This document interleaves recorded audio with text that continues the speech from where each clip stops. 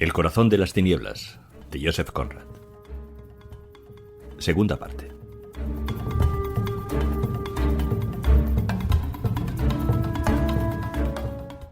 Una noche, mientras estaba tendido en la cubierta de mi vapor, oí voces que se acercaban. Eran el tío y el sobrino que caminaban por la orilla del río. Volví a apoyar la cabeza sobre el brazo y estaba a punto de volverme a dormir cuando alguien dijo casi en mi oído: «Soy tan inofensivo como un niño, pero no me gusta que me manden. ¿Soy el director o no lo soy? Me ordenaron enviarlo allí. Es increíble». Me di cuenta de que ambos se hallaban en la orilla, al lado de popa, precisamente debajo de mi cabeza. No me moví. No se me ocurrió moverme. Estaba amodorrado. «Es muy desagradable», gruñó el tío. «Él había pedido a la administración que le enviaran allí», dijo el otro, con la idea de demostrar lo que era capaz de hacer. «Yo recibí instrucciones al respecto. Debe tener una influencia tremenda, ¿no te parece terrible?» Ambos convinieron en que aquello era terrible. Después hicieron observaciones extrañas. Hace la lluvia, el buen tiempo, un hombre, el consejo, por la nariz. Fragmentos de frases absurdas que me hicieron salir de mi estado de somnolencia. De modo que estaba en pleno uso de mis facultades mentales cuando el tío dijo: «El clima puede eliminar esa dificultad. ¿Está solo allá?» «Sí», respondió el director. Me envió a su asistente con una nota redactada más o menos en estos términos: «Saque usted a este pobre diablo del país y no se moleste en enviarme a otras personas de esta especie. Prefiero estar solo a tener a mi lado la clase de hombres de que ustedes pueden disponer». Eso fue hace ya más de un año. ¿Puedes imaginarte desfachatez semejante? ¿Y nada a partir de entonces?, preguntó el otro con voz ronca. «Marfil», masculló el sobrino. «A montones. Y de primera clase. Grandes cargamentos. Todo para fastidiar, me parece». «¿De qué manera?», preguntó un rugido sordo. «Facturas», fue la respuesta. Se podía decir que aquella palabra había sido disparada. Luego se hizo el silencio. Habían estado hablando de Corts. Para entonces yo estaba del todo despierto. Permanecía acostado tal como estaba sin cambiar de postura. «¿Cómo ha logrado abrirse paso todo ese marfil?», explotó de pronto el más anciano de los dos, que parecía muy contrariado. El otro explicó que había llegado en una flotilla de canoas a las órdenes de un mestizo inglés que Corts tenía a su servicio. El mismo Corts, al parecer, había tratado de hacer el viaje por encontrarse en ese tiempo la estación desprovista de víveres y pertrechos, pero después de recorrer unas 300 millas había decidido de pronto regresar, y lo hizo solo, en una pequeña canoa con 4 remeros, dejando que el mestizo continuara río abajo con el marfil. Los dos hombres estaban sorprendidos ante semejante proceder. Trataban de encontrar un motivo que explicara esa actitud. En cuanto a mí, me pareció ver por primera vez a Corts. Fue un vislumbre preciso. La canoa, 4 remeros salvajes, el blanco solitario que de pronto le daba la espalda a las oficinas principales, al descanso, tal vez a la idea del hogar, y volvía en cambio el rostro hacia lo más profundo de la selva, hacia su campamento vacío y desolado. Yo no conocía el motivo. Era posible que solo se tratara de un buen sujeto que se había entusiasmado con su trabajo. Su nombre, sabéis, no había sido pronunciado ni una sola vez durante la conversación. Se referían a aquel hombre. El mestizo, que según podía yo entender había realizado con gran prudencia y valor aquel difícil viaje, era invariablemente llamado ese canalla. El canalla había informado que aquel hombre había estado muy enfermo. Aún no se había restablecido del todo. Los dos hombres debajo de mí se alejaron unos pasos. Paseaban de un lado a otro a cierta distancia. Escuché: puesto militar, médico, 200 millas, ahora completamente solo, plazos inevitables, 9 meses, ninguna noticia, extraños rumores. Volvieron a acercarse. Precisamente en esos momentos decía el director: «Nadie que yo sepa, a menos que sea una especie de mercader ambulante, un tipo malvado que les arrebata el marfil a los nativos». ¿De quién hablaban ahora? Pude deducir que se trataba de algún hombre que estaba en el distrito de Corts y cuya presencia era desaprobada por el director. «No nos veremos libres de esos competidores de mala fe hasta que colguemos a uno para escarmiento de los demás», dijo. Por supuesto, gruñó el otro. Deberías colgarlo. ¿Por qué no? En este país se puede hacer todo, todo. Eso es lo que yo sostengo. Aquí nadie puede poner en peligro tu posición. ¿Por qué? Porque resistes el clima. Sobrevives a todos los demás.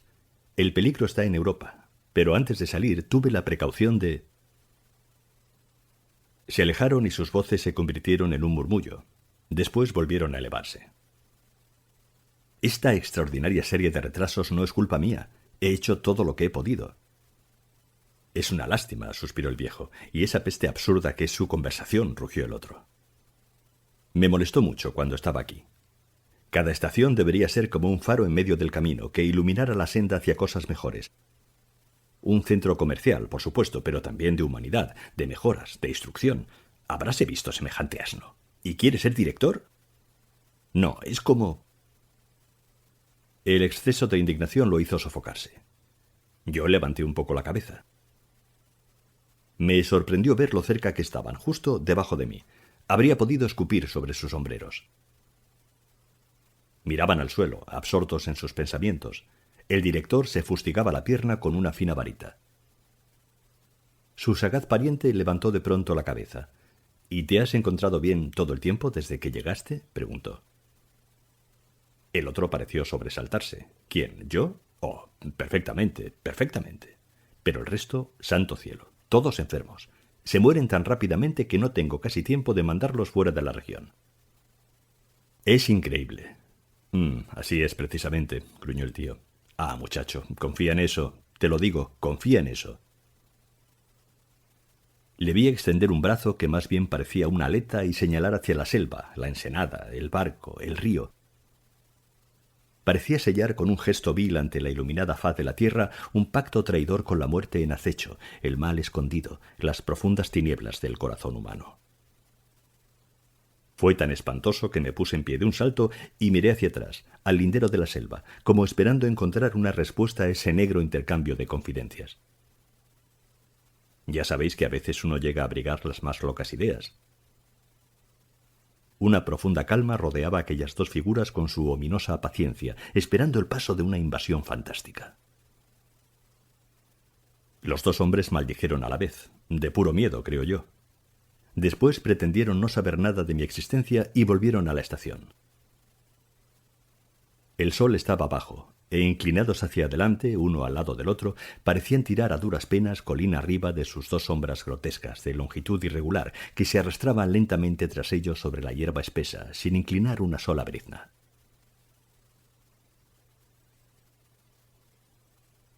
Unos días más tarde, la expedición El Dorado se internó en la paciente selva que se cerró sobre ellos como el mar sobre un buzo. Algún tiempo después nos llegaron noticias de que todos los burros habían muerto. No sé nada sobre la suerte que corrieron los otros animales, los menos valiosos. No me cabe duda de que, como el resto de nosotros, encontraron su merecido. No hice averiguaciones. Me excitaba enormemente la perspectiva de conocer muy pronto a Corts. Cuando digo muy pronto, hablo en términos relativos. 2 meses pasaron desde el momento en que dejamos la ensenada hasta nuestra llegada a la orilla de la estación de Corts. Remontar aquel río era como volver a los inicios de la creación, cuando la vegetación estalló sobre la faz de la tierra y los árboles se convirtieron en reyes. Una corriente vacía, un gran silencio, una selva impenetrable. El aire era caliente, denso, pesado, embriagador. No había ninguna alegría en el resplandor del sol. Aquel camino de agua corría desierto en la penumbra de las grandes extensiones. En playas de arena plateada, los hipopótamos y los cocodrilos tomaban el sol lado a lado. Las aguas, al ensancharse, fluían a través de archipiélagos boscosos. Era tan fácil perderse en aquel río como en un desierto, y tratando de encontrar el rumbo se chocaba todo el tiempo contra bancos de arena, hasta que uno llegaba a tener la sensación de estar embrujado, lejos de todas las cosas una vez conocidas, en alguna parte, lejos de todo, tal vez en otra existencia.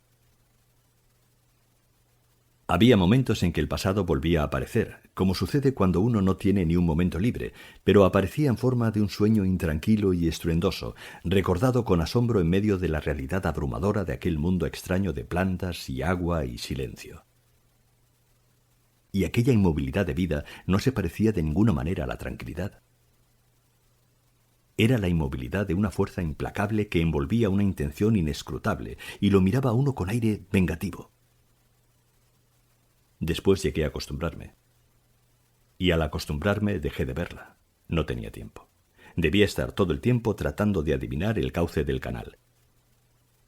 Tenía que adivinar más por inspiración que por otra cosa las señales de los bancales ocultos, descubrir las rocas sumergidas.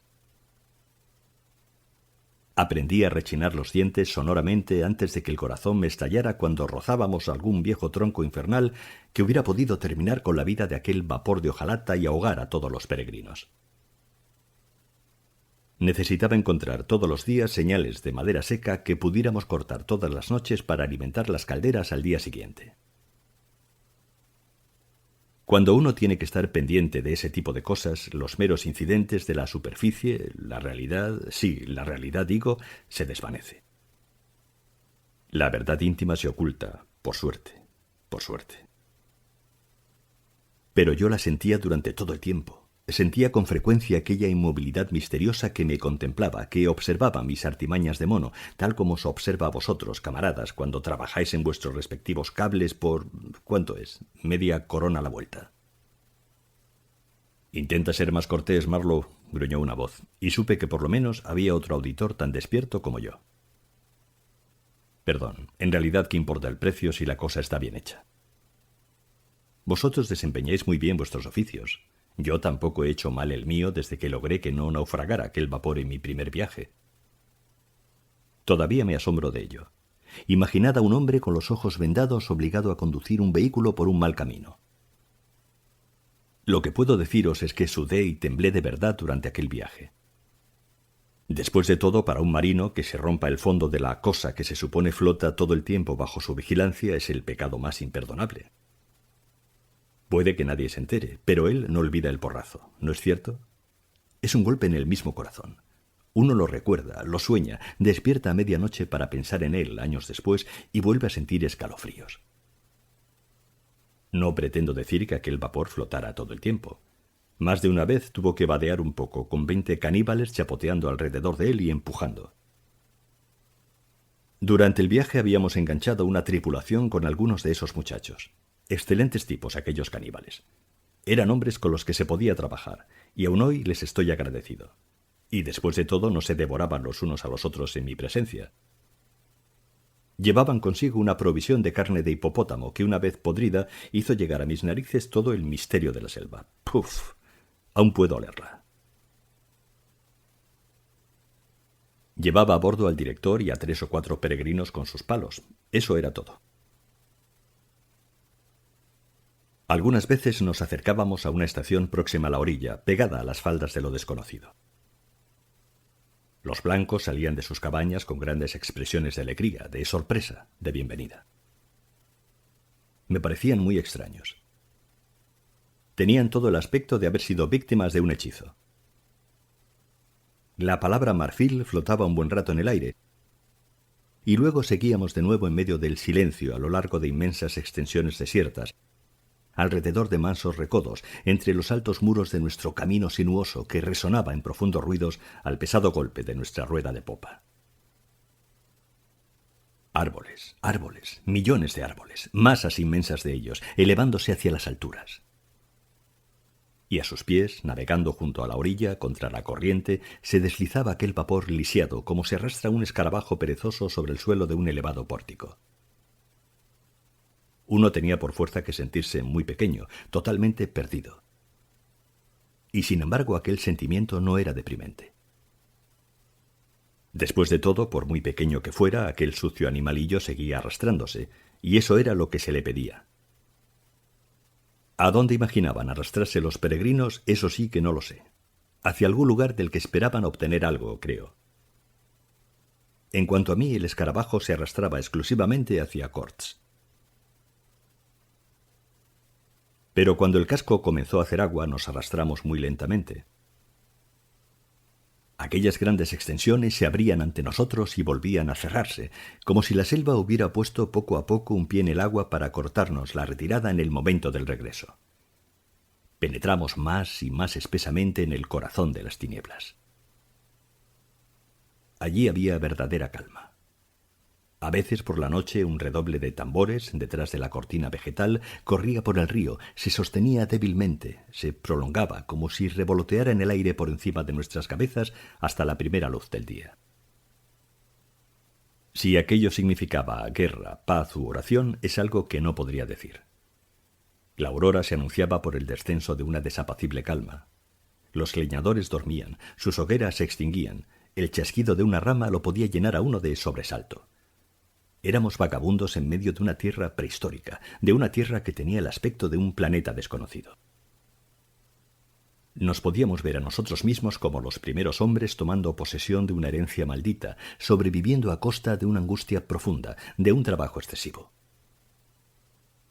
Pero de pronto, cuando luchábamos para cruzar un recodo, podíamos vislumbrar unos muros de juncos de hierba puntiagudos, un estallido de gritos, un revuelo de músculos negros, una multitud de manos que palmoteaban, de pies que pateaban, de cuerpos en movimiento, de ojos furtivos bajo la sombra de pesados e inmóviles follajes. El vapor se movía lenta y dificultosamente al borde de un negro e incomprensible frenesí. Nos maldecía, nos imprecaba, nos daba la bienvenida el hombre prehistórico. ¿Quién podría decirlo? Estábamos incapacitados para comprender todo lo que nos rodeaba. Nos deslizábamos como fantasmas, asombrados y con un pavor secreto, como pueden hacerlo los hombres cuerdos ante un estallido de entusiasmo en una casa de orates. No podíamos entender por qué nos hallábamos muy lejos, y no podíamos recordar por qué viajábamos en la noche de los primeros tiempos, de esas épocas ya desaparecidas que dejan con dificultades alguna huella, pero ningún recuerdo. La tierra no parecía la tierra. Nos hemos acostumbrado a verla bajo la imagen encadenada de un monstruo conquistado, pero allí podía vérsela como algo monstruoso y libre. Era algo no terrenal, y los hombres eran... no se podía decir inhumanos. Era algo peor, ¿sabéis?, esa sospecha de que no fueran inhumanos. La idea surgía lentamente en uno. Aullaban, saltaban, se colgaban de las lianas, hacían muecas horribles, pero lo que en verdad producía estremecimiento era la idea de su humanidad, igual que la de uno, la idea del remoto parentesco con aquellos seres salvajes, apasionados y tumultuosos. Feo, ¿no? Sí, era algo bastante feo. Pero si uno era lo suficientemente hombre, debía admitir precisamente en su interior una débil traza de respuesta a la terrible franqueza de aquel estruendo, una tibia sospecha de que aquello tenía un sentido en el que uno tan distante de la noche de los primeros tiempos, podía participar. ¿Por qué no? La mente del hombre es capaz de todo, porque todo está en ella, tanto el pasado como el futuro. ¿Qué había allí después de todo? Alegría, miedo, tristeza, devoción, valor, cólera. ¿Quién podía saberlo? Pero había una verdad desnuda de la capa del tiempo. Dejemos que los estúpidos tiemblen y se estremezcan. El que es hombre sabe y puede mirar aquello sin pestañear. Pero tiene que ser por lo menos tan hombre como los que había en la orilla. Debe confrontar esa verdad con su propia y verdadera esencia, con su propia fuerza innata. Los principios no bastan. Adquisiciones, vestidos, bonitos harapos que volarían a la primera sacudida. No, lo que se requiere es una creencia deliberada. ¿Hay allí algo que me llama en esa multitud demoníaca? Muy bien, la oigo, lo admito. Pero también tengo una voz y para bien o para mal no puedo silenciarla. Por supuesto, un necio con puro miedo y finos sentimientos está siempre a salvo. ¿Quién protesta? ¿Os preguntáis si también bajé a la orilla para aullar y danzar? Pues no lo hice. ¿Nobles sentimientos, diréis? Al diablo con los nobles sentimientos. No tenía tiempo para ellos. Tenía que mezclar albayalde con tiras de mantas de lana para tapar los agujeros por donde entraba el agua. Tenía que estar al tanto del gobierno del barco, evitar troncos y hacer que marchara aquella caja de hojalata por las buenas o por las malas. Esas cosas poseen la suficiente verdad superficial como para salvar a un hombre sabio. A ratos tenía además que vigilar al salvaje que llevaba yo como fogonero. Era un espécimen perfeccionado, podía encender una caldera vertical. Allí estaba, debajo de mí, y, palabra de honor, mirarlo resultaba tan edificante como ver a un perro en una parodia con pantalones y sombrero de plumas, paseando sobre sus patas traseras. Unos meses de entrenamiento habían hecho de él un muchacho realmente eficaz. Observaba el regulador de vapor y el carburador de agua con un evidente esfuerzo por comprender. Tenía los dientes afilados también, pobre diablo, y el cabello lanudo afeitado con arreglo a un modelo muy extraño, y 3 cicatrices ornamentales en cada mejilla. Hubiera debido palmotear y golpear el suelo con la planta de los pies, y en vez de ello se esforzaba por realizar un trabajo, iniciarse en una extraña brujería en la que iba adquiriendo nuevos conocimientos. Era útil porque había recibido alguna instrucción. Lo que sabía era que si el agua desaparecía de aquella cosa transparente, el mal espíritu encerrado en la caldera mostraría su cólera por la enormidad de su sed y tomaría una venganza terrible. Y así sudaba, calentaba y observaba el cristal con temor, con un talismán improvisado hecho de trapos atado a un brazo y un pedazo de hueso del tamaño de un reloj colocado entre la encía y el labio inferior, mientras las orillas cubiertas de selva se deslizaban lentamente ante nosotros. El pequeño ruido quedaba atrás y se sucedían millas interminables de silencio. Y nosotros nos arrastrábamos hacia Corts. Pero los troncos eran grandes, el agua traidora y poco profunda, la caldera parecía tener en efecto un demonio hostil en su seno, y de esa manera ni el fogonero ni yo teníamos tiempo para internarnos en nuestros melancólicos pensamientos. A unas 50 millas de la estación interior encontramos una choza hecha de cañas y sobre ella un mástil inclinado y melancólico, con los restos irreconocibles de lo que había sido una bandera ondeando sobre él, y al lado un montón de leña cuidadosamente apilado. Aquello constituía algo inesperado. Bajamos a la orilla, y sobre la leña encontramos una tablilla con algunas palabras borrosas. Cuando logramos descifrarlas, leímos: «Leña para ustedes, apresúrense. Deben acercarse con precauciones». Había una firma, pero era ilegible. No era la de Corts.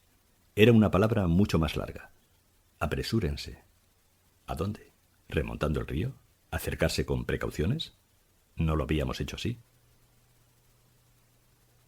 Pero la advertencia no podía ser para llegar a aquel lugar, ya que nadie tendría conocimiento de su existencia. Algo anormal encontraríamos más arriba. ¿Pero qué y en qué cantidad? Ese era el problema. Comentamos despectivamente la imbecilidad de aquel estilo telegráfico. Los arbustos cercanos no nos dijeron nada, y tampoco nos permitieron ver muy lejos. Una cortina destrozada de sarga roja colgaba a la entrada de la cabaña y rozaba tristemente nuestras caras. El interior estaba desmantelado, pero era posible deducir que allí había vivido no hacía mucho tiempo un blanco. Quedaba aún una tosca mesa, una tabla sobre 2 postes, un montón de escombros en un rincón oscuro y cerca de la puerta un libro que recogí inmediatamente.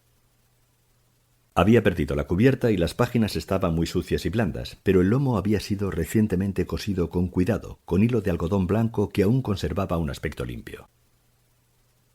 El título era una investigación sobre algunos aspectos de náutica, y el autor un tal Towson o Towson, capitán al servicio de su majestad.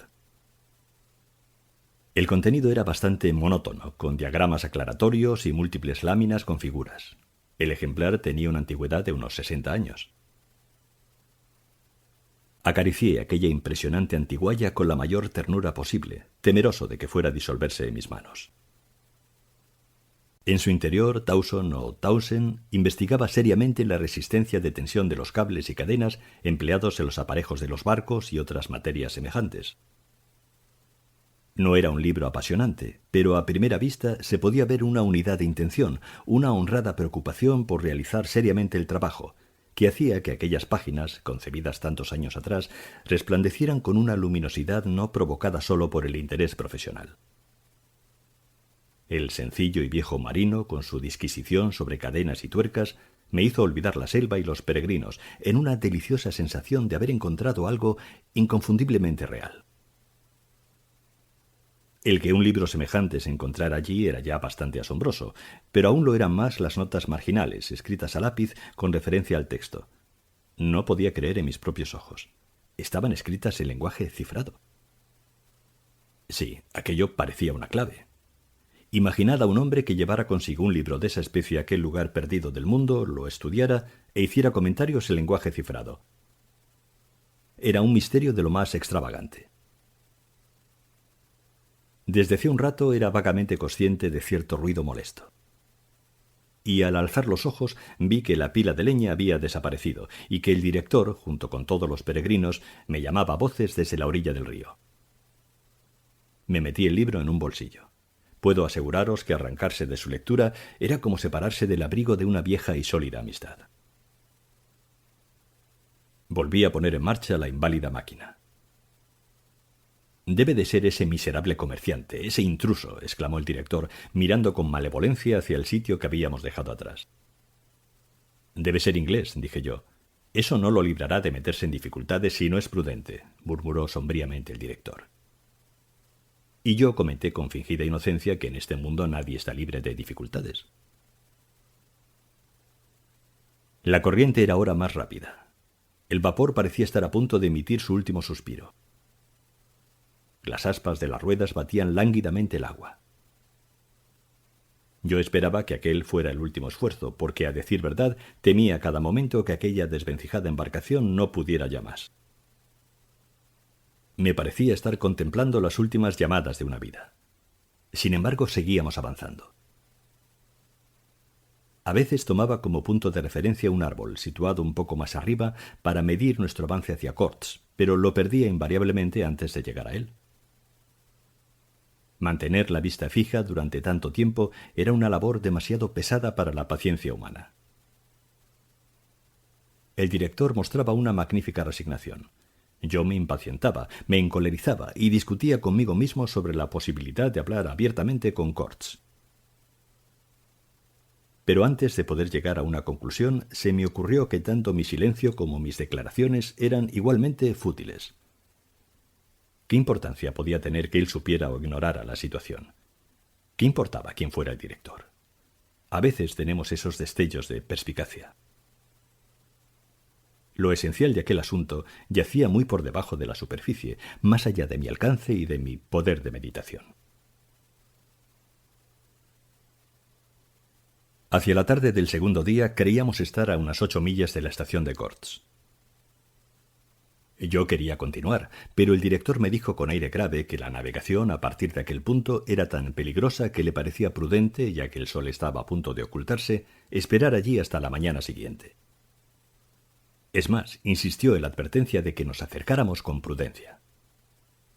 Sería mejor hacerlo a la luz del día y no en la penumbra del crepúsculo o en plena oscuridad.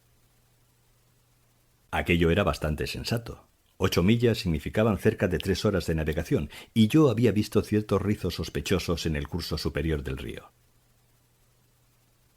No obstante, aquel retraso me produjo una indecible contrariedad, y sin razón, ya que una noche poco podía importar después de tantos meses. Como teníamos leña en abundancia y la palabra precaución no nos abandonaba, detuve el barco en el centro del río.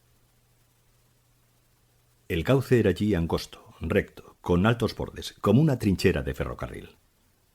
La oscuridad comenzó a cubrirnos antes de que el sol se pusiera. La corriente fluía rápida y tersa, pero una silenciosa inmovilidad cubría las márgenes. Los árboles vivientes, unidos entre sí por plantas trepadoras, así como todo arbusto vivo en la maleza, parecían haberse convertido en piedra, hasta la rama más delgada, hasta la hoja más insignificante. No era un sueño, era algo sobrenatural, como un estado de trance. Uno miraba aquello con asombro y llegaba a sospechar si se habría vuelto sordo. De pronto se hizo la noche súbitamente y también nos dejó ciegos. A eso de las 3 de la mañana saltó un gran pez, y su fuerte chapoteo me sobresaltó como si hubiera sido disparado por un cañón. Una bruma blanca, caliente, viscosa, más cegadora que la noche, empañó la salida del sol. Ni se disolvía ni se movía. Estaba precisamente allí, rodeándonos como algo sólido. A eso de las 8 o 9 de la mañana comenzó a elevarse como se eleva una cortina. Pudimos contemplar la multitud de altísimos árboles sobre la inmensa y abigarrada selva, con el pequeño sol resplandeciente colgado sobre la maleza. Todo estaba en una calma absoluta. y después la blanca cortina descendió otra vez suavemente, como si se deslizara por ranuras engrasadas. Ordené que se arrojara de nuevo la cadena que habíamos comenzado a alar. Y antes de que hubiera acabado de descender, rechinando sordamente, un aullido terrible como de infinita desolación, se elevó lentamente en el aire opaco. Cesó poco después. Un clamor lastimero, modulado con una discordancia salvaje, llenó nuestros oídos. Lo inesperado de aquel grito hizo que el cabello se me erizara debajo de la gorra. No sé qué impresión les causó a los demás. A mí me pareció como si la bruma misma hubiera gritado. Tan repentinamente y al parecer desde todas partes se había elevado a la vez aquel grito tumultuoso y luctuoso. Culminó con el estallido acelerado de un chillido exorbitante, casi intolerable, que al cesar nos dejó helados en una variedad de actitudes estúpidas, tratando obstinadamente de escuchar el silencio excesivo, casi espantoso, que siguió. «Dios mío, ¿qué es esto?», murmuró junto a mí uno de los peregrinos. Un hombrecillo grueso, de cabellos arenosos y rojas patillas, que llevaba botas con suelas de goma y un pijama color de rosa recogido en los tobillos. Otros dos se quedaron boquiabiertos por un minuto. Luego se precipitaron a la pequeña cabina para salir al siguiente instante, lanzando miradas tensas y con los rifles preparados en la mano.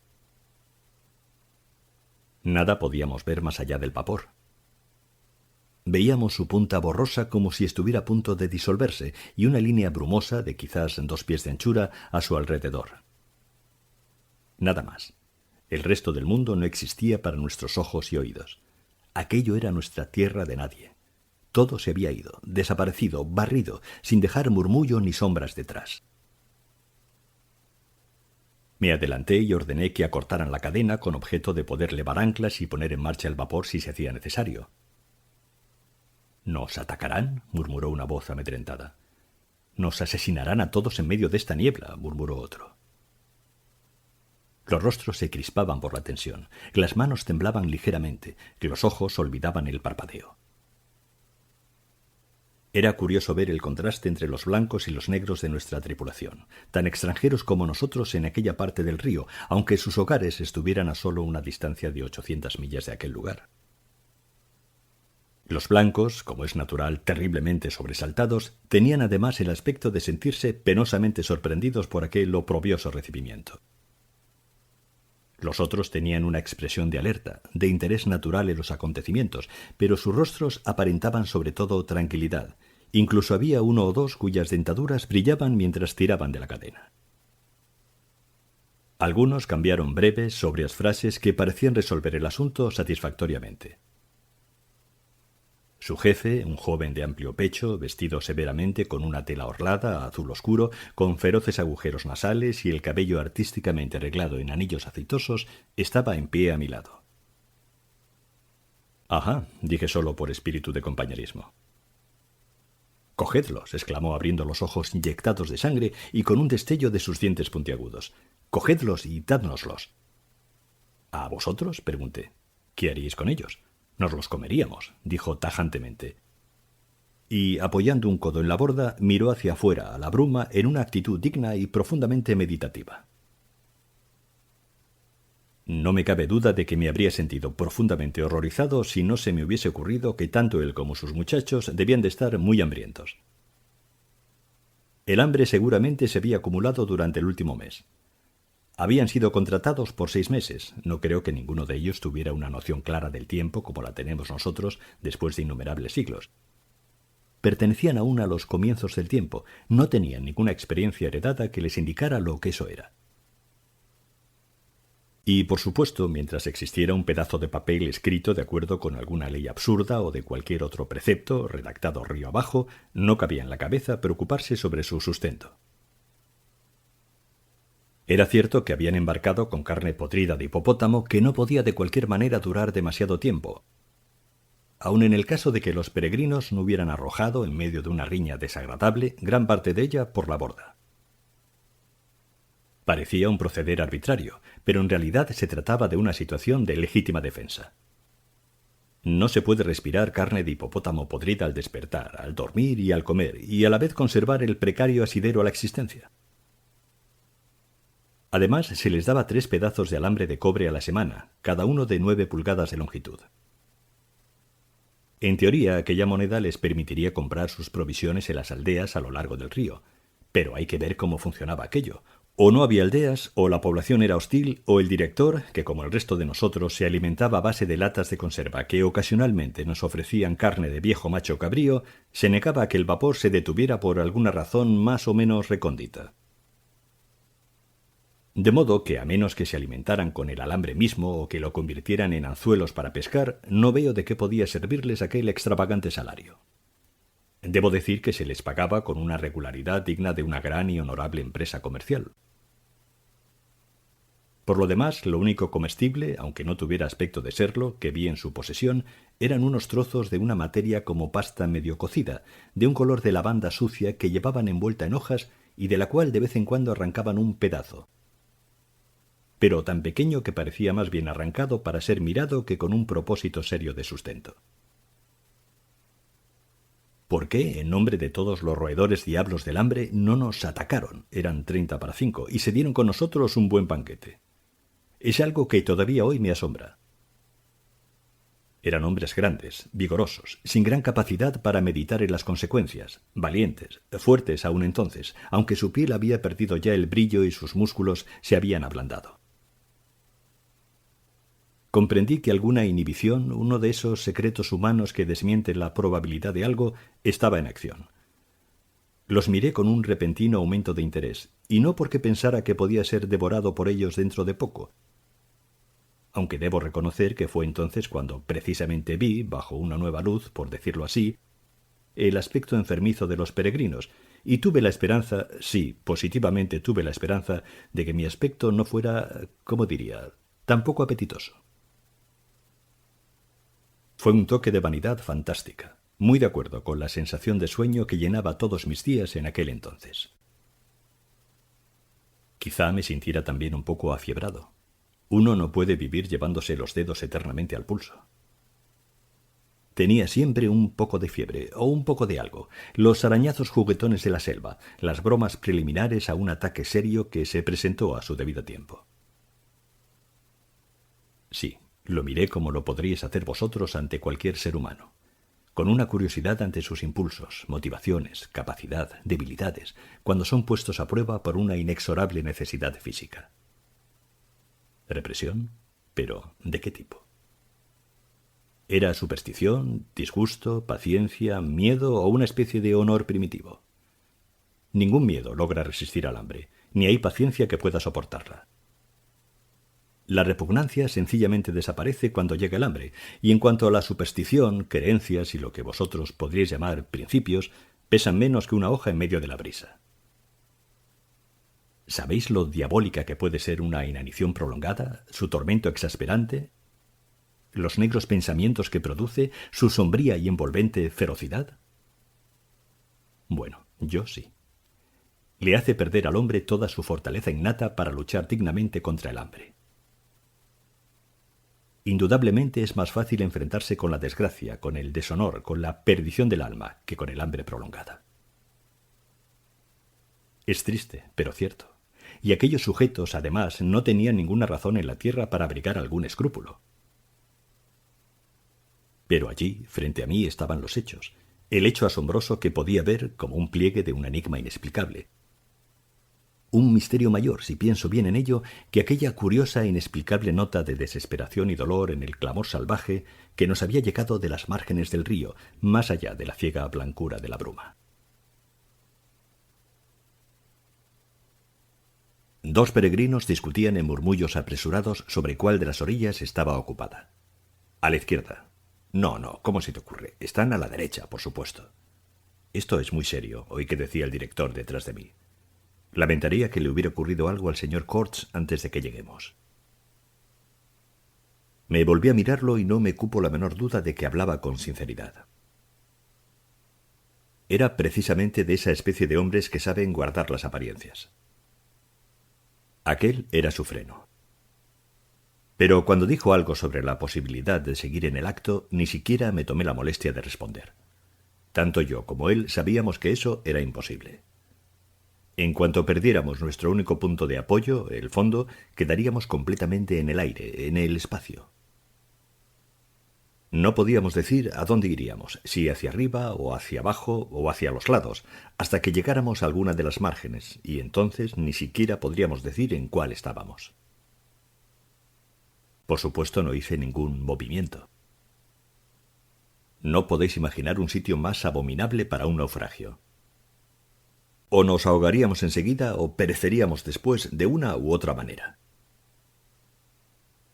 Le autorizo a correr todos los riesgos, dijo después de un breve silencio. Me niego a correr ninguno, dije tajantemente. Y era la respuesta que él esperaba, aunque el tono quizá lo sorprendiera.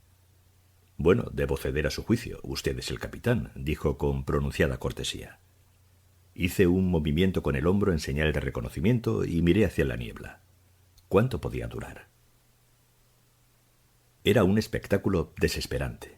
La aproximación a aquel Corts que extraía el marfil de aquella maldita selva estaba rodeada de tantos peligros como la visita a una princesa encantada, dormida en un castillo fabuloso.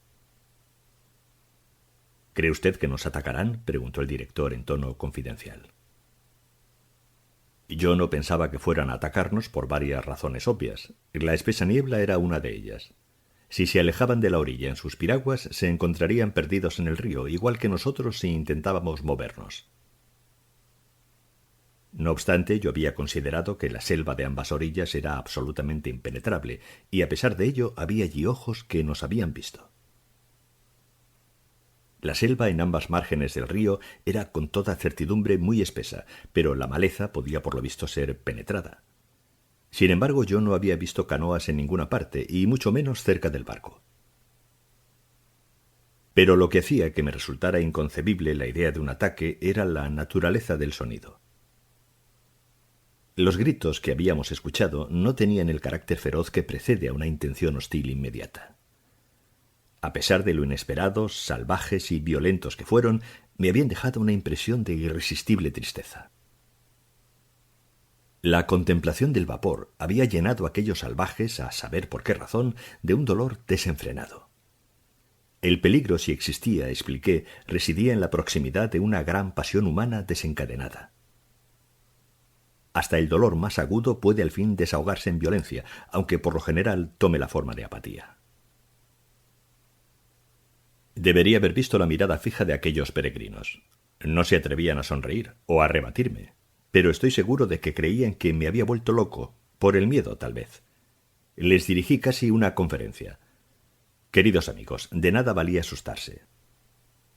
¿Mantenerse en guardia? Bueno, ya podían imaginar que yo observaba la niebla esperando señales de que se abriera, como un gato puede observar a un ratón. Pero nuestros ojos no nos servían de nada. Era igual que si estuviéramos enterrados a varias millas de profundidad en un montón de algodón en rama. Así me sentía yo, fastidiado, acalorado, sofocado. Además, todo lo que decía, por extraño que sonara, era absolutamente cierto. Lo que nosotros considerábamos como un ataque era realmente un intento de rechazo. La acción distaba mucho de ser agresiva, ni siquiera era defensiva en el sentido clásico. Se había iniciado bajo la presión de la desesperación, y en esencia era puramente protectora. Aquello tuvo lugar, por decirlo así, 2 horas después de que se levantara la niebla, y su principio aproximadamente fue 1,5 millas antes de llegar a la estación de Corts. Precisamente acabábamos de ser sacudidos en un recodo cuando vi una isla, una colina herbosa de un verde deslumbrante en medio de la corriente. Era lo único que se veía, pero cuando nuestro horizonte se ensanchó vi que era la cabeza de un amplio banco de arena, o más bien de una cadena de pequeñas porciones de tierra que se extendían a flor de agua. Estaban descoloridas, junto a la superficie, y todo el grupo parecía estar bajo el agua, exactamente de la manera en que puede verse la columna vertebral de un hombre bajo la piel de la espalda. Podíamos dirigirnos a la derecha o a la izquierda. Por supuesto, yo no conocía ningún paso. Ambas márgenes tenían el mismo aspecto, la profundidad parecía ser la misma. Pero como me habían informado de que la estación estaba situada en la parte occidental, tomé naturalmente el paso más próximo a esa orilla. No bien acabábamos de entrar cuando advertí que era mucho más estrecho de lo que había previsto. A nuestra izquierda se extendía sin interrupción el largo banco de arena y a la derecha una orilla elevada y abrupta, densamente cubierta de maleza. Los árboles se agrupaban en filas apretadas. Las ramas colgaban sobre la corriente y de cuando en cuando el gran tronco de un árbol se proyectaba rígidamente en ella. Era ya por la tarde. El aspecto del bosque era lúgubre y una amplia franja de sombra caía sobre el agua. En esa sombra bogábamos muy lentamente, como ya podéis imaginar. Dirigí el vapor cerca de la orilla, donde el agua era más profunda, según me informaba el palo de sonda. Uno de mis hambrientos y pacientes amigos sondeaba desde la proa, exactamente debajo de mí. Aquel barco de vapor era exactamente como un lanchón con una cubierta. En la cubierta había 2 casetas de madera de teca, con puertas y ventanas. La caldera estaba en el extremo anterior y la maquinaria en la popa. Sobre todo aquello se tendía una techumbre ligera sostenida por vigas. La chimenea emergía de aquel techo y enfrente de la chimenea una pequeña cabina de tablas delgadas albergaba al piloto. Había en su interior un lecho, 2 sillas de campaña, una escopeta cargada colgada de un rincón, una pequeña mesa y la rueda del timón. Tenía una amplia puerta al frente con postigos a ambos lados. Tanto la puerta como las ventanas estaban siempre abiertas, como es natural. Yo pasaba los días en el punto extremo de aquella cubierta, junto a la puerta. De noche dormía, o trataba de hacerlo, sobre el techo. Un negro atlético, procedente de alguna tribu de la costa y educado por mi desdichado predecesor, era el timonel. Llevaba un par de pendientes de bronce, una tela azul lo envolvía de la cintura a los tobillos y tenía una alta opinión de sí mismo. Era el imbécil menos sosegado que haya visto jamás. Guiaba con cierto sentido común el barco si uno permanecía cerca de él, pero tan pronto como se sentía no observado, era inmediatamente presa de una abyecta pereza y era capaz de dejar que aquel vapor destartalado tomara la dirección que quisiera. Estaba yo mirando hacia el palo de sonda, muy disgustado al comprobar que sobresalía cada vez un poco más, cuando vi que el hombre abandonaba su ocupación y se tendía sobre cubierta sin preocuparse siquiera de subir a bordo el palo. Seguía sujetándolo con la mano y el palo flotaba en el agua. Al mismo tiempo, el fogonero, al que también podía ver debajo de mí, se sentó bruscamente ante la caldera y hundió la cabeza entre las manos. Yo estaba asombrado. Después miré rápidamente hacia el río, donde vi un tronco de árbol sumergido. Unas varas pequeñas, volaban alrededor, zumbaban ante mis narices, caían cerca de mí e iban a estrellarse en la cabina de pilotaje. Pero a la vez el río, la playa, la selva estaban en calma, en una calma perfecta. Solo podía oír el estruendoso chapoteo de la rueda en la popa y el zumbido de aquellos objetos. Por Júpiter, eran flechas, nos estaban disparando. Entré rápidamente en la cabina a cerrar las ventanas que daban a la orilla del río. El estúpido timonel, con las manos en las cabillas del timón, levantaba las rodillas, golpeaba el suelo con los pies y se mordía los labios como un caballo sujeto por el freno. El muy imbécil. Estábamos haciendo eses a menos de 10 pasos de la playa. Al asomarme para cerrar las ventanas, me incliné a la derecha y pude ver un rostro entre las hojas, a mi misma altura, mirándome fija y ferozmente. Y entonces, súbitamente, como si se hubiera removido un velo ante mis ojos, descubrí en la maleza, en el seno de las oscuras tinieblas, pechos desnudos, brazos, piernas, ojos brillantes. La maleza hervía de miembros humanos en movimiento, lustrosos, bronceados. Las ramas se estremecían, se inclinaban, crujían. De ahí salían las flechas.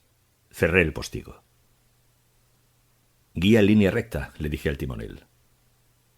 Su cabeza miraba con rigidez hacia adelante, los ojos giraban y continuaba levantando y bajando los pies lentamente. Tenía espuma en la boca. «Mantén la calma», le ordené furioso, pero era igual que si le hubiera ordenado a un árbol que no se inclinara bajo la acción del viento. Me lancé hacia afuera. Debajo de mí se oía un estruendo de pies sobre la cubierta metálica y exclamaciones confusas. Una voz gritó: «¿No puede dar la vuelta?». Percibí un obstáculo en forma de V delante del barco en el agua. ¿Qué era aquello? ¿Otro tronco? Una descarga de fusilería estalló a mis pies. Los peregrinos habían disparado sus Winchesters, rociando de plomo la maleza. Se elevó una humareda que fue avanzando lentamente hacia adelante. Lancé un juramento. Ya no podía ver el obstáculo. Yo permanecía de pie en la puerta, observando las nubes de flechas que caían sobre nosotros. Podían estar envenenadas, pero por su aspecto no podía uno pensar que llegaran a matar a un gato. La maleza comenzó a aullar y nuestros caníbales emitieron un grito de guerra. El disparo de un rifle a mis espaldas me dejó sordo. Eché una ojeada por encima de mi hombro. La cabina del piloto estaba aún llena de humo y estrépito cuando di un salto y agarré el timón. Aquel imbécil negro lo había soltado para abrir la ventana y disparar un Martini Henry. Estaba de pie ante la ventana abierta y resplandeciente. Le ordené a gritos que volviera, mientras corregí en ese mismo instante la desviación del barco. No había modo de dar la vuelta. El obstáculo estaba muy cerca, frente a nosotros, bajo aquella maldita humareda. No había tiempo que perder, así que viré directamente hacia la orilla donde sabía que el agua era profunda. Avanzábamos lentamente a lo largo de espesas selvas en un torbellino de ramas rotas y hojas caídas. Los disparos de abajo cesaron, como yo había previsto que sucedería tan pronto como quedaran vacíos los cargadores. Eché atrás la cabeza ante un súbito zumbido que atravesó la cabina, entrando por una abertura de los postigos y saliendo por la otra. El estúpido timonel agitaba su rifle descargado y gritaba hacia la orilla. Vi vagas formas humanas que corrían, saltaban, se deslizaban a veces muy claras, a veces incompletas, para desvanecerse luego. Una cosa grande apareció en el aire delante del postigo, el rifle cayó por la borda y el hombre retrocedió rápidamente, me miró por encima del hombro de una manera extraña, profunda y familiar y cayó a mis pies. Golpeó 2 veces un costado del timón con la cabeza y algo que parecía un palo largo repiqueteó a su lado y arrastró una silla de campaña. Parecía que, después de arrancar aquello a alguien de la orilla, el esfuerzo le hubiera hecho perder el equilibrio. El humo había desaparecido. Estábamos libres del obstáculo, y al mirar hacia adelante pude ver que después de unas 100 yardas o algo así podría alejar el barco de la orilla. Pero mis pies sintieron algo caliente y húmedo y tuve que mirar qué era. El hombre había caído de espaldas y me miraba fijamente, sujetando con ambas manos el palo. Era el mango de una lanza que, tras pasar por la abertura del postigo, le había atravesado por debajo de las costillas. La punta no se llegaba a ver, le había producido una herida terrible. Tenía los zapatos llenos de sangre y un gran charco se iba extendiendo poco a poco, de un rojo oscuro y brillante bajo el timón. Sus ojos me miraban con un resplandor extraño. Estalló una nueva descarga. El negro me miró ansiosamente, sujetando la lanza como algo precioso, como si temiera que intentara quitársela. Tuve que hacer un esfuerzo para apartar mis ojos de su presencia y atender al timón. Busqué con una mano el cordón de la sierra y tiré de él a toda prisa, produciendo silbido tras silbido. El tumulto de los gritos hostiles y guerreros se calmó inmediatamente, y entonces, de las profundidades de la selva, surgió un lamento trémulo y prolongado. Expresaba dolor, miedo y una absoluta desesperación, como podría uno imaginar que iba a seguir a la pérdida de la última esperanza en la tierra. Hubo una gran conmoción entre la maleza. Cesó la lluvia de flechas. Hubo algunos disparos sueltos. Luego se hizo el silencio, en el cual el lánguido jadeo de la rueda de popa llegaba con claridad a mis oídos. Acababa de dirigir el timón a estribor cuando el peregrino del pijama, color de rosa, acalorado y agitado, apareció en el umbral. «El director me envía», comenzó a decir en tono oficial y se detuvo. «Dios mío», dijo fijando la vista en el herido. Los 2 blancos permanecíamos frente a él y su mirada lustrosa e inquisitiva nos envolvía. Os aseguro que era como si quisiera hacernos una pregunta en un lenguaje incomprensible. Pero murió sin emitir un sonido, sin mover un miembro, sin crispar un músculo. Solo al final, en el último momento, como en respuesta a una señal que nosotros no podíamos ver o a un murmullo que nos era inaudible, frunció pesadamente el rostro y aquel gesto dio a su negra máscara mortuoria una expresión inconcebiblemente sombría, envolvente y amenazadora. El brillo de su mirada interrogante se marchitó rápidamente en una vaguedad vidriosa. «¿Puede usted gobernar el timón?», pregunté ansiosamente al peregrino. Él pareció dudar, pero lo sujeté por un brazo y él comprendió al instante que yo le daba una orden, le gustara o no. Para decir la verdad, sentía la ansiedad casi morbosa de cambiarme los zapatos y los calcetines. «Está muerto», exclamó aquel sujeto, enormemente impresionado. «Indudablemente», dije yo, tirando como un loco de los cordones de mis zapatos. «Y por lo que puedo ver, imagino que también el señor Corts estará ya muerto en estos momentos». Aquel era mi pensamiento dominante. Era un sentimiento en extremo desconsolador, como si mi inteligencia comprendiera que me había esforzado por obtener algo que carecía de fundamento. No podía sentirme más disgustado que si hubiera hecho todo ese viaje con el único propósito de hablar con Corts. Hablar con... Tiré un zapato por la borda y percibí que aquello precisamente era lo que había estado deseando. Hablar con Corts. Hice el extraño descubrimiento de que nunca me lo había imaginado en acción, ¿sabéis?, sino hablando. No me decía, ahora ya no podré verlo, ahora ya no podré estrecharle la mano, sino, ahora ya no podré oírlo. El hombre aparecía ante mí como una voz. Aquello no quería decir que lo disociara por completo de la acción. No había yo oído decir en todos los tonos de los celos y la admiración que había reunido, cambiado, estafado y robado más marfil que todos los demás agentes juntos. Aquello no era lo importante. Lo importante era que se trataba de una criatura de grandes dotes, y que entre ellas la que destacaba, la que daba la sensación de una presencia real, era su capacidad para hablar, sus palabras, sus dotes oratorias, su poder de hechizar, de iluminar, de exaltar, su palpitante corriente de luz o aquel falso fluir que surgía del corazón de unas tinieblas impenetrables. Lancé el otro zapato al fondo de aquel maldito río. Pensé, por Júpiter, todo ha terminado. Hemos llegado demasiado tarde. Ha desaparecido. Ese don ha desaparecido por obra de alguna lanza, flecha o mazo. Después de todo, nunca oiré hablar a ese individuo. Y mi tristeza tenía una extravagante nota de emoción igual a la que había percibido en el doliente aullido de aquellos salvajes de la selva. De cualquier manera, no hubiera podido sentirme más desolado si me hubieran despojado violentamente de una creencia o hubiera errado mi destino en la vida. ¿A qué vienen esos resoplidos? ¿Os parece absurdo? Bueno, muy bien, es absurdo, cielo santo. ¿No debe un hombre siempre...? En fin, dadme un poco de tabaco. Hubo una pausa de profundo silencio. Luego brilló una cerilla y apareció la delgada cara de Marlowe, fatigada, hundida, surcada de arrugas de arriba abajo, con los párpados caídos, con un aspecto de atención concentrada. Y mientras daba vigorosas chupadas a su pipa, el rostro parecía avanzar y retirarse en la oscuridad con las oscilaciones regulares de aquella débil llama. La cerilla se apagó. «Absurdo», exclamó. «Eso es lo peor cuando trata uno de expresar algo. Aquí estáis todos muy tranquilos, en un viejo barco bien anclado. Tenéis un carnicero en la esquina, un policía en la otra. Disfrutáis además de excelente apetito y de una temperatura normal. ¿Me oís? Normal, desde principios hasta finales de año. Y entonces vais y decís, absurdo. Claro que es absurdo. Pero, queridos amigos, ¿qué podéis esperar de un hombre que por puro nerviosismo había arrojado por la borda un par de zapatos nuevos? Ahora que pienso en ello, me sorprende no haber derramado lágrimas.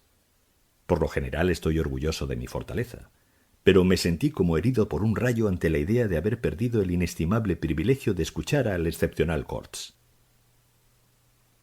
Por supuesto, estaba equivocado. Aquel privilegio me estaba reservado. Oh, sí, y oí más de lo suficiente. Puedo decir que yo tenía razón. Él era una voz. Era poco más que una voz. Y lo oí. A él, a eso, a esa voz, a otras voces. Todos ellos eran poco más que voces. El mismo recuerdo que guardo de aquella época me rodea, impalpable, como una vibración agonizante de un vocerío inmenso, enloquecido, atroz, sórdido, salvaje o sencillamente despreciable, sin ninguna clase de sentido. Voces, voces, incluso la de la muchacha. Pero permaneció en silencio durante largo rato. Finalmente logré formar el fantasma de sus méritos gracias a una mentira, comenzó a decir de pronto. La muchacha. ¿Cómo? ¿He mencionado ya a la muchacha? Oh, ella está completamente fuera de todo aquello. Ellas, las mujeres, quiero decir, están fuera de aquello, deberían permanecer al margen. Las deberíamos ayudar a permanecer en este hermoso mundo que les es propio y asumir nosotros la peor parte. Sí, ella está al margen de aquello.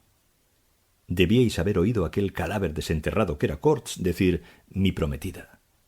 Entonces hubierais percibido por completo qué lejos se hallaba ella de todo.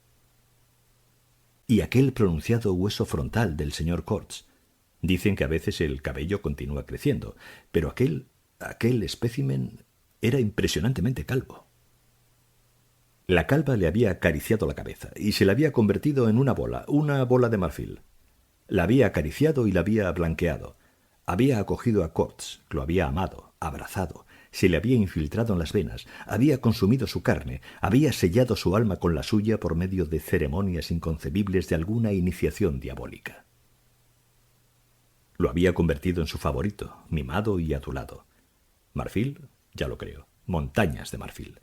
La vieja cabaña de barro reventaba de él. Vosotros habríais supuesto que no había dejado un solo colmillo encima o debajo de la tierra en toda la región. La mayor parte es fósil, observó desdeñosamente el director. Era tan fósil como lo puedo ser yo, pero él llamaba fósil a todo lo que había estado enterrado. Según parece, los negros enterraban a veces los colmillos, y por lo visto no habían enterrado aquella cantidad a la profundidad necesaria para contrariar el hado del dotado señor Corts.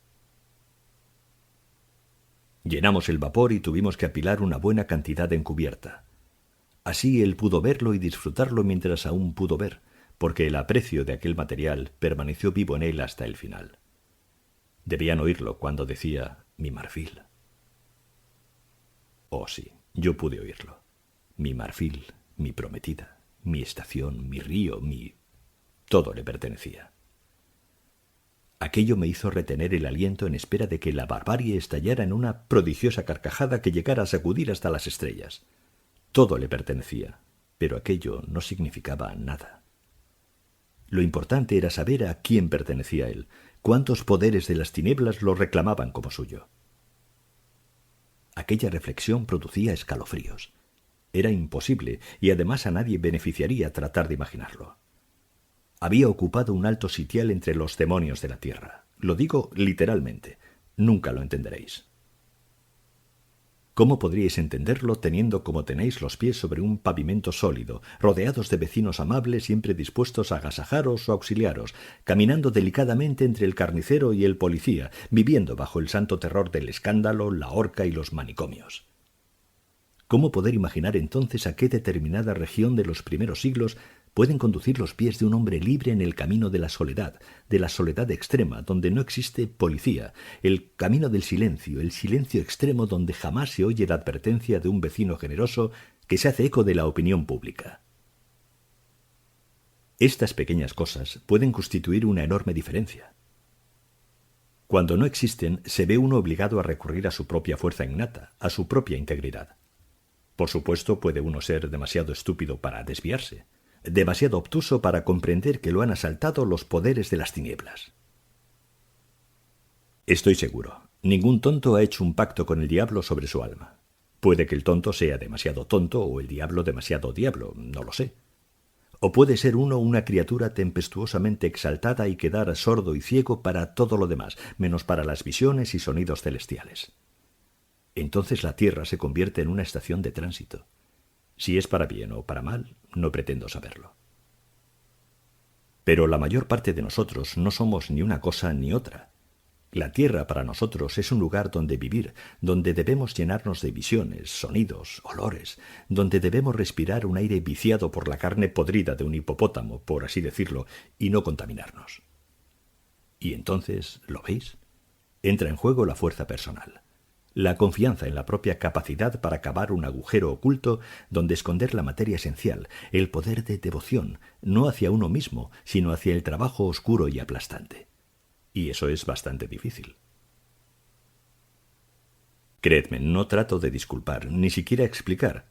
Trato solo de ver al señor Corts, a la sombra del señor Corts. Aquel espíritu iniciado en el fondo de la nada me honró con sus asombrosas confidencias antes de desvanecerse definitivamente. Gracias al hecho de hablar inglés conmigo.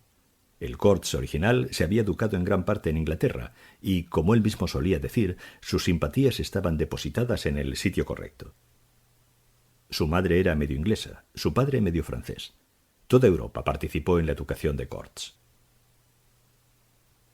Poco a poco me fui enterando de que, muy acertadamente, la Sociedad para la Eliminación de las Costumbres Salvajes le había confiado la misión de hacer un informe que le sirviera en el futuro como guía.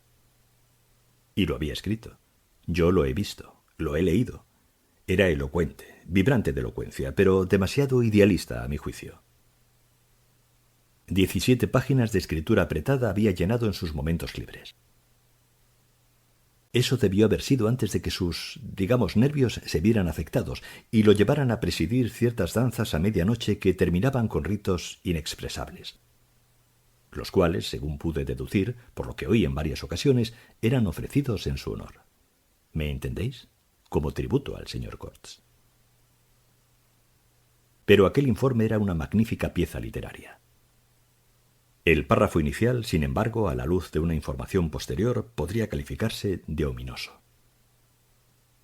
Empezaba desarrollando la teoría de que nosotros, los blancos, desde el punto de evolución a que hemos llegado, debemos por fuerza parecerles a ellos, los salvajes, seres sobrenaturales. Nos acercamos a ellos revestidos con los poderes de una deidad y otras cosas por el estilo. Por el simple ejercicio de nuestra voluntad podemos ejercer un poder para el bien prácticamente ilimitado, etc. Ese era el tono. Me llegó a cautivar. Su argumentación era magnífica, aunque difícil de recordar. Me dio la noción de una inmensidad exótica gobernada por una benevolencia augusta. Me hizo estremecer de entusiasmo. Las palabras se desencadenaban allí con el poder de la elocuencia. Eran palabras nobles y ardientes. No había ninguna alusión práctica que interrumpiera la mágica corriente de las frases, salvo que una especie de nota al pie de la última página, escrita evidentemente mucho más tarde con mano temblorosa, pudiera ser considerada como la exposición de un método. Era muy simple, y al final de aquella apelación patética a todos los sentimientos altruistas llegaba a deslumbrar luminosa y terrible como un relámpago en un cielo sereno. Exterminad a estos bárbaros. Lo curioso era que, al parecer, había olvidado todo lo relacionado con aquel importante post-scriptum, porque más tarde, cuando en cierto modo logró volver en sí, me suplicó en repetidas ocasiones que velara celosamente por mi panfleto, así lo llamaba, ya que estaba seguro de que en el futuro podía influir beneficiosamente en su carrera. Tenía yo entonces una amplia información sobre esas cosas, y además, como luego resultó, me tocaría a mí conservar su memoria.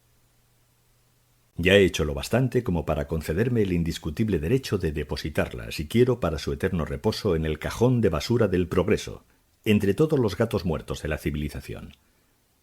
Pero entonces, veis, yo no podía elegir. No será olvidado. Fuera lo que fuese, no era un ser común. Poseía el poder de encantar o asustar a las almas rudimentarias con ritos de brujería que organizaban su honor. Podía llenar también las estrechas almas de los peregrinos con amargos recelos. Tenía además un amigo devoto, había conquistado un alma en el mundo que no era rudimentaria ni estaba viciada por la rapacidad. No logro olvidarlo, aunque no estoy dispuesto a afirmar que fuera digno de la vida que perdimos al ir en su busca. Yo echaba atrozmente de menos a mi difunto timonel. Lo echaba de menos ya en los momentos en que su cuerpo estaba tendido en la cabina de pilotaje. Tal vez juzguéis bastante extraño ese pesar por un salvaje que no contaba más que un grano de arena en un Sáhara negro. Bueno, había hecho algo. Había guiado el barco. Durante meses yo lo había tenido a mis espaldas, como una ayuda, un instrumento. Era una especie de socio. Conducía el barco y yo tenía que preocuparme de sus deficiencias, y de esa manera un vínculo sutil se había creado, del cual fui consciente solo cuando se rompió. Y la íntima profundidad de la mirada que me dirigió cuando recibió aquel golpe aún vive en mi memoria, como una súplica de un parentesco lejano, afirmado en el momento supremo. Pobre tonto, si hubiera dejado en paz aquella ventana. Pero no podía estarse quieto, igual que Corts, igual que un árbol sacudido por el viento.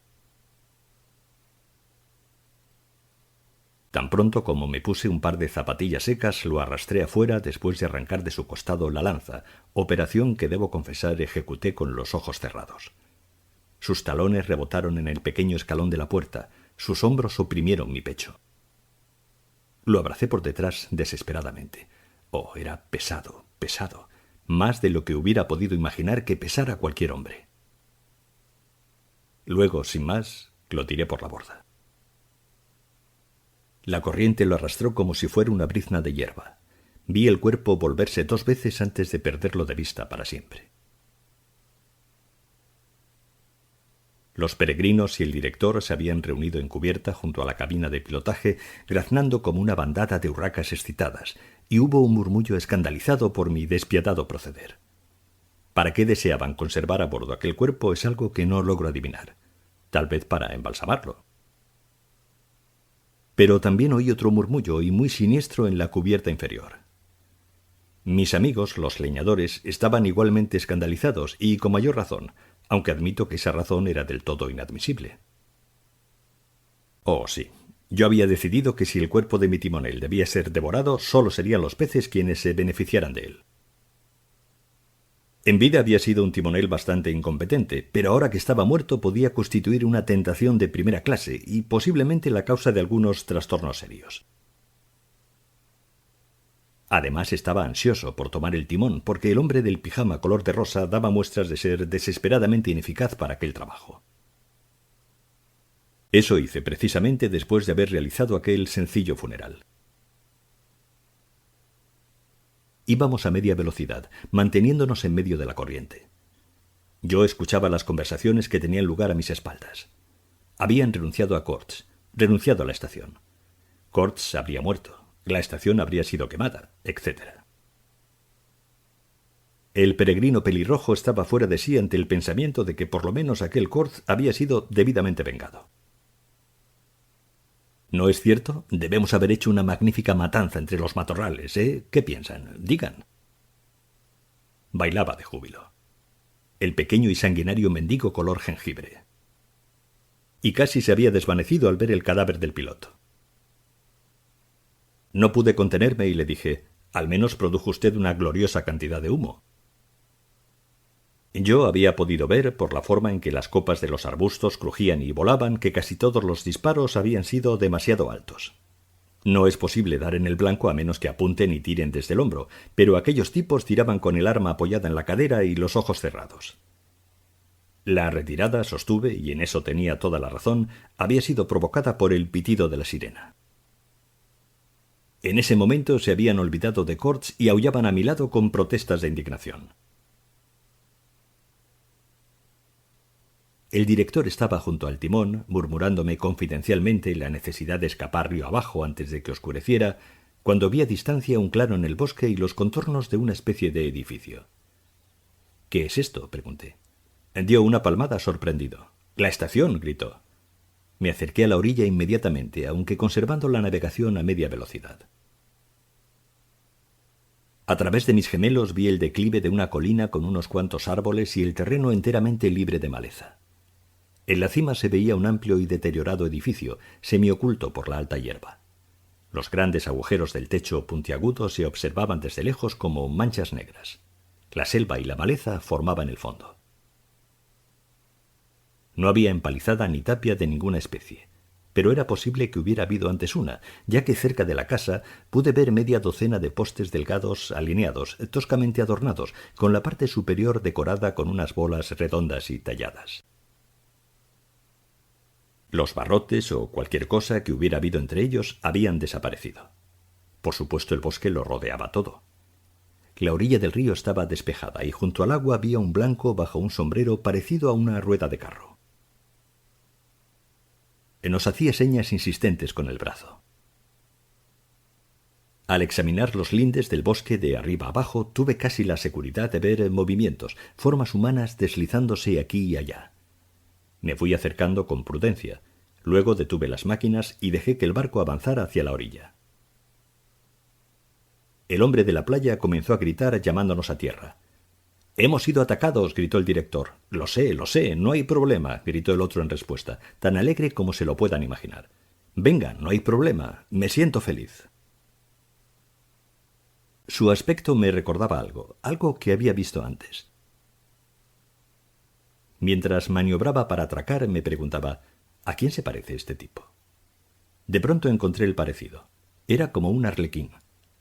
Sus ropas habían sido hechas de un material que probablemente había sido Holanda cruda, pero estaban cubiertas de remiendos por todas partes. Parches brillantes, azules, rojos y amarillos, remiendos en la espalda, remiendos en el pecho, en los codos, en las rodillas. Una faja de colores alrededor de la chaqueta, bordes escarlatas en la parte inferior de los pantalones. La luz del sol lo hacía parecer un espectáculo extraordinariamente alegre y maravillosamente limpio, porque permitía ver con cuánto esmero habían sido hechos aquellos remiendos. Una cara imberbe, adolescente, muy agradable, sin ningún rasgo característico, una nariz despellejada, pequeños ojos azules, sonrisas y fruncimientos de la frente, se mezclaban en su rostro como el sol y la sombra en una llanura asolada por el viento. «Cuidado, capitán», exclamó. «Anoche tiraron allí un tronco». ¿Qué? Otro obstáculo.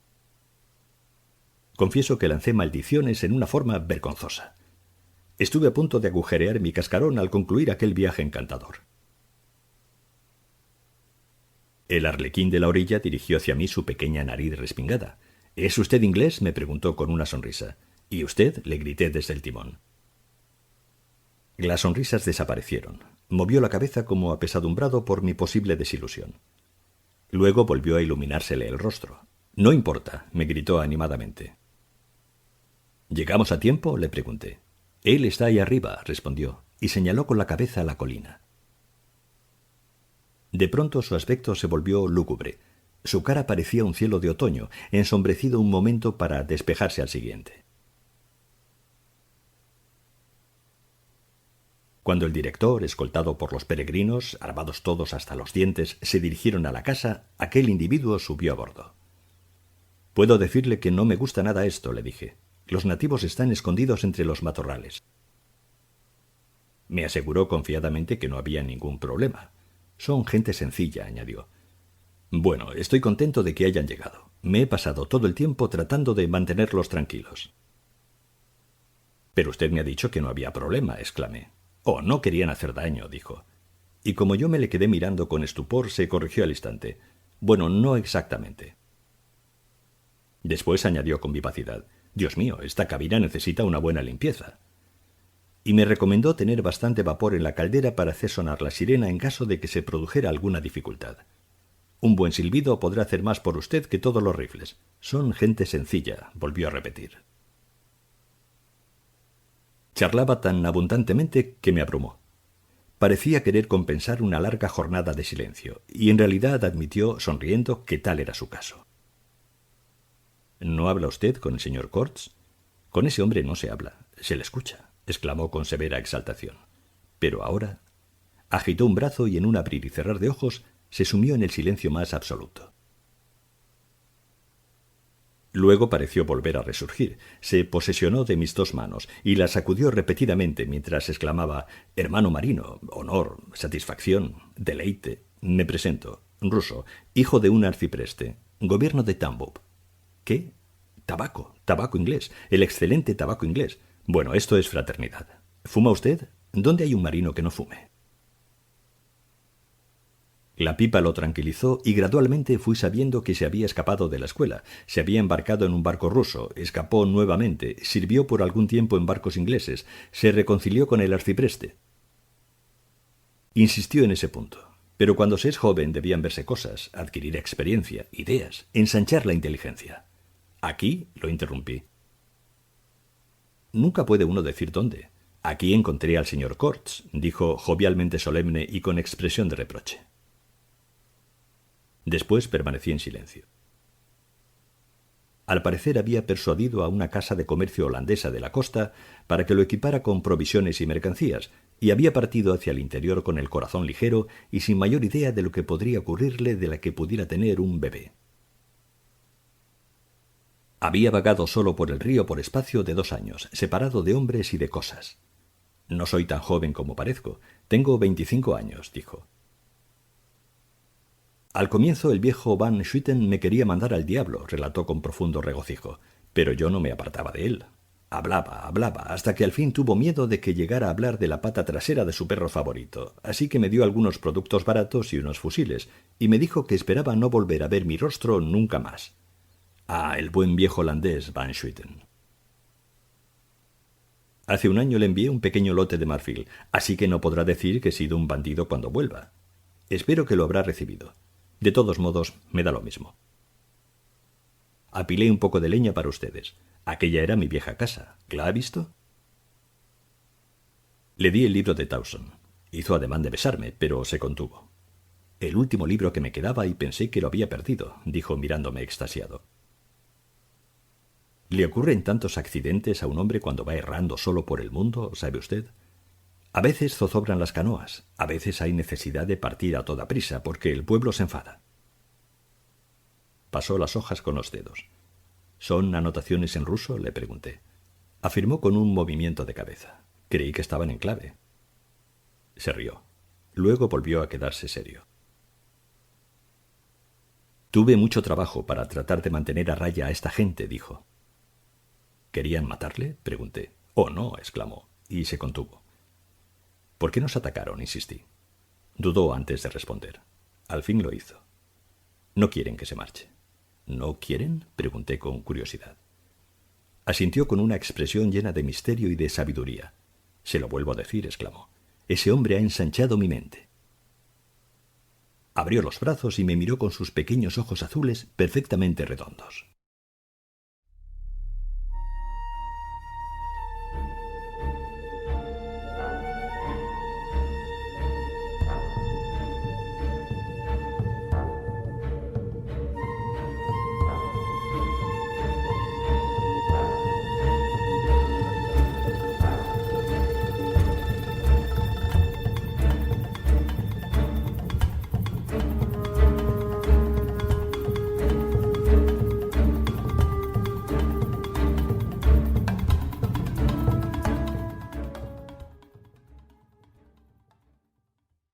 Audioclásicos.com